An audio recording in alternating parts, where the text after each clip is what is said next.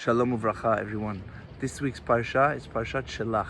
It speaks about the scouts, the word in Hebrew is meraglim, that Moses sent. Another one could be spies, the ones that toured the land. Why did Moses send these guys, these 12 men?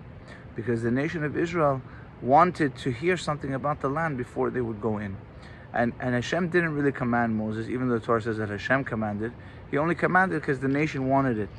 And in the end, it didn't work out the best at that time, because unfortunately the spies, 10 of the 12, came back with not positive news of the land. They said it's a land that consumes its inhabitants. There are great mighty nations over there. It's going to be a tough time for us. And Moses obviously didn't want them to say something like this. But basically there's also a spiritual element to this story. Because the land of Canaan, the land of Israel, why was it called Canaan and why is it called Israel? Canaan is connected to like a merchant, a businessman.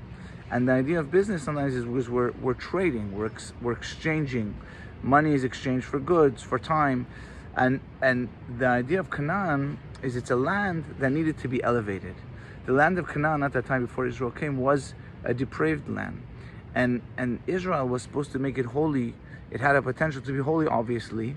And the nation was supposed to come in and by performing the mitzvot in the land, and especially the mitzvot that have to do with the land itself, like the 70-year Shemitah and certain things like that.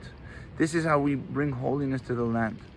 So, but on another deeper level even, is that really the land is representing the nations of Canaan, in a sense, represents our emotions. And our emotions is something we're always working on in our life. Even an emotion of kindness. Sometimes kindness can go in the wrong way. Sometimes justice is the right thing. Sometimes we need to make a judgment call, and we need to bring discipline, even in our children or so, and that's the right move at that time. It's not always just about being kind, because sometimes too much kindness, it might spoil a child, God forbid. And so the idea is that Moshe was sending these guys, they wanted to conquer the emotions, and it's hard to conquer emotions. It's kind of a lesson that we can't always conquer our emotions right away. One thing that we do is that we work on our thought, speech, and action. By working on our thoughts, the things that we think. Thoughts are something that's it's not necessarily our soul itself. Our thoughts is what I'm thinking. What am I occupying? What am I speaking about? I could change the words I'm using, our habitual words that we use. What am I doing? What are my actions that I'm taking? And that's, we see in the Haftarah that Joshua did. Joshua sent 2 spies to Jericho. And Jericho, it's connected to the word Reach, in Hebrew it's Yericho. And Reach sent, that's a kind of connected to an external, like the thought, speech, and action, which is connected to something that's more external that we could change, and that it's like we could influence at any time.